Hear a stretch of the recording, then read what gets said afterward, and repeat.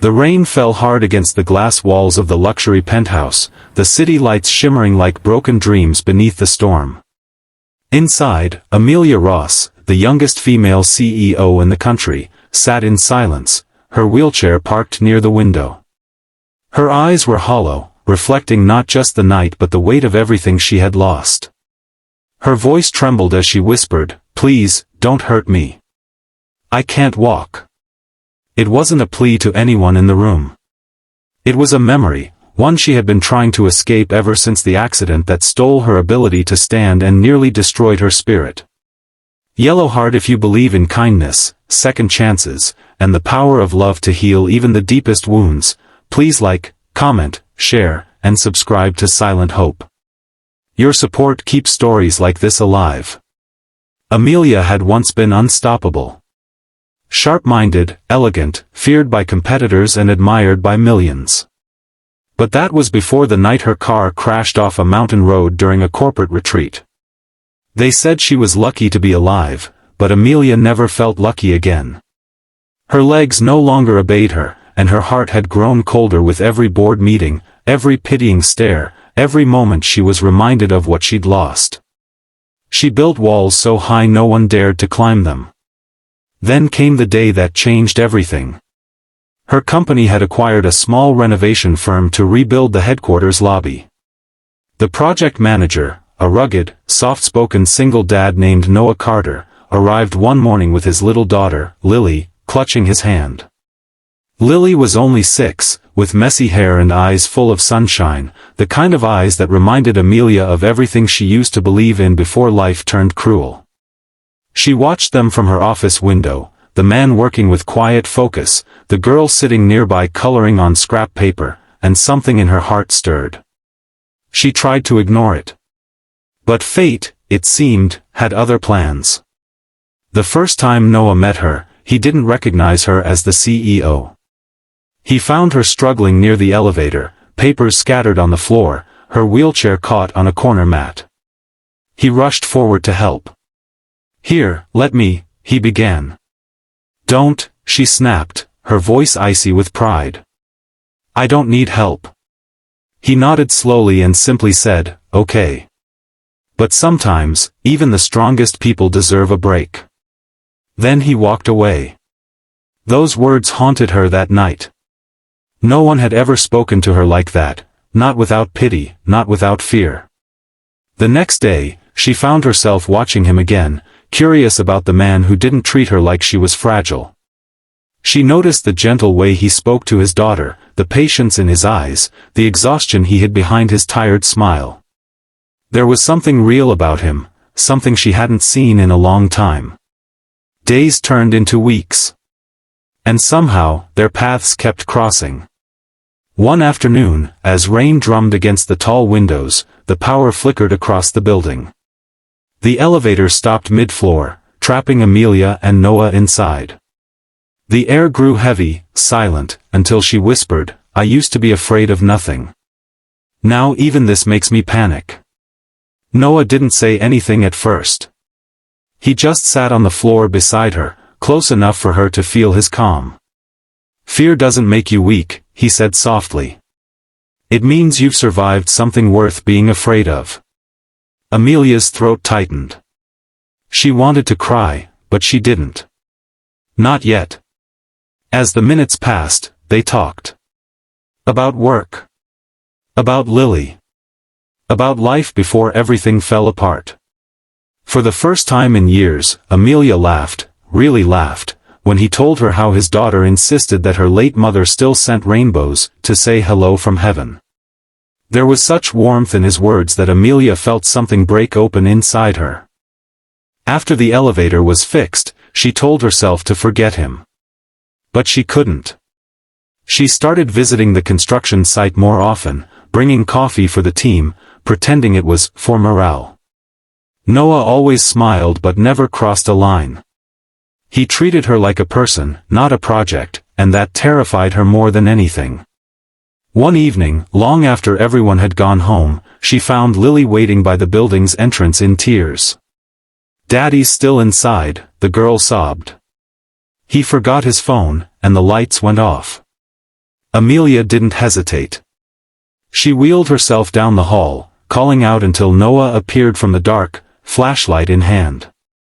The relief on his face when he saw Lily, and the gratitude when he looked at Amelia, felt like sunlight breaking through storm clouds. They began sharing small pieces of their lives after that. Noah would tell her about Lily's school days. Amelia would confess how lonely success could feel. He learned that her accident wasn't just physical, it had come from a betrayal. The man she'd once loved had been drunk behind the wheel that night. He'd walked away without a scratch.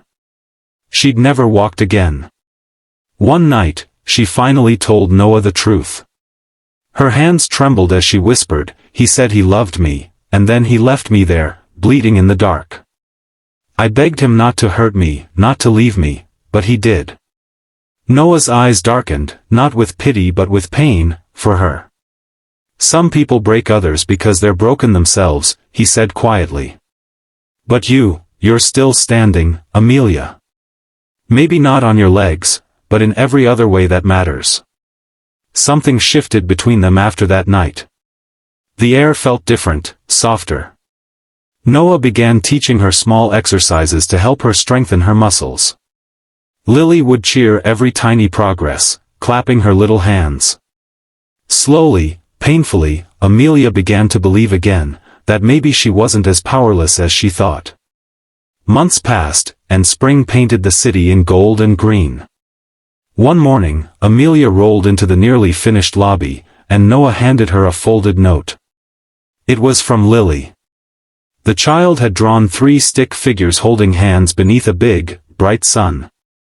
Above it were the words, "Us." Amelia couldn't stop the tears this time. She looked at Noah, and he smiled, the kind of smile that didn't demand anything, that simply said, "I'm here." Still, the world had its cruel timing. A board scandal hit her company, a betrayal from within. The stress sent Amelia into a spiral, her progress slipping, her spirit dimming. Rumors spread that she was unfit to lead. Reporters swarmed. She felt the same helplessness she had after the crash. But this time, Noah refused to let her break. He stood beside her at every press briefing, his quiet strength grounding her. When she faltered, he reminded her of everything she'd overcome. "You're not just a CEO," he told her once. "You're proof that light can survive the dark." With his support, and Lily's endless laughter, Amelia faced the storm. The scandal passed, the truth came out, and she emerged stronger. But the greatest victory wasn't in saving her company. It was in learning to walk again, just a few unsteady steps across a rehab room, Noah's hand steady behind her, tears shining in both their eyes. The day she walked without the wheelchair for the first time, the staff of the entire building gathered, clapping and crying. Lily ran to her, wrapping her little arms around Amelia's legs, whispering, "See? I told Daddy you could fly."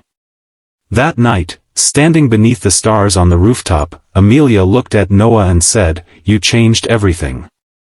You didn't fix me, you reminded me I was never broken." He smiled, brushing a strand of hair from her face. "You fixed yourself, Amelia. I just stood beside you while you did." For the first time, she let herself be vulnerable. She reached for his hand, and for once, the future didn't look frightening. It looked beautiful. Weeks later, during the company's reopening ceremony, Amelia gave a speech. Her voice didn't shake as she said, "Success is not measured by what we achieve, but by how we rise after we fall, and by who stands beside us when we can't stand at all." Noah stood in the back, Lily on his shoulders, both beaming with pride. The crowd erupted in applause, but Amelia's eyes found only them. In that moment, she realized something simple yet profound: healing doesn't always come from medicine or therapy, it comes from love, from connection, from daring to let someone see the scars you tried to hide. When she stepped down from the stage, Noah and Lily were waiting. Lily handed her a single daisy, the same flower she used to draw for Amelia. "Daddy says flowers grow again after the storm," the girl said. "So will you." Amelia knelt, holding the daisy close to her heart. I already have, she whispered. Sparkling heart, if this story touched your heart, even a little, please like, share, and subscribe to Silent Hope. Your one click helps spread kindness, hope, and second chances to others who need it. Before you go, I have one small request. Sparkles comment below, I believe in second chances. Let's fill the comments with hope for anyone who feels broken today. And as the rain began to fall again outside, Amelia stood by the window of her office, this time not as a woman trapped by her past, but as someone reborn through the quiet strength of love. The city below gleamed with 1,000 lights, and somewhere in that glow, she finally saw herself reflected, not as a victim, but as a survivor. Because sometimes, the right person doesn't just change your life, they remind you that you were always strong enough to live it.